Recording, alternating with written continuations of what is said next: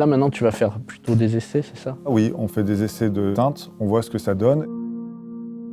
Je m'appelle Michel Blazy, je suis artiste. Aujourd'hui, je suis venu pour voir la fabrication de ce que Emmanuel Régent avait fait. C'est une phase d'essai, disons, avant la production. Je connais Michel Blazy depuis une vingtaine d'années. On a beaucoup de points communs, pas forcément dans le travail, mais peut-être dans l'attitude. Après, il y a des rapprochements personnels, des choses qui m'intéressent dans son travail. Peut-être la relation à la disparition, à la ruine.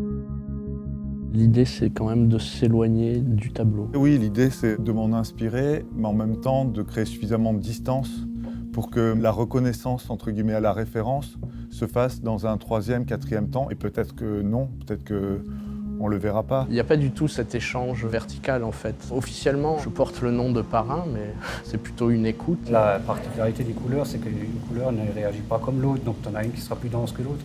Et donc le fait de les couler, il y en a une qui va tenir, qui va être plus dure, et l'autre qui va être plus molle. Il y a des zones vraiment où les deux matières se mélangent, où les matières ne se mélangeront pas. Non, on ne va pas les mélanger, on va juste les superposer. Ça va plus se rapprocher de ce qu'on trouve quand on était petit, les billes. Ce qui est important lorsque le parrain, entre guillemets, vient sur le site, c'est qu'il apporte un regard extérieur beaucoup plus neutre, parce qu'à l'intérieur, tout le monde est imprégné de cristal. La particularité, c'est la cristallerie, c'est vraiment ce lieu et cette tradition et toutes ces techniques et la rencontre avec ce monde. Il se trouve que c'est lui qui travaille ici, mais autant pour moi que pour lui, c'est une découverte. Moi, ce qui me semble intéressant de toute façon, c'est que le projet vive de ces transformations et qu'il aboutisse à un résultat final qui était prévu au départ par personne.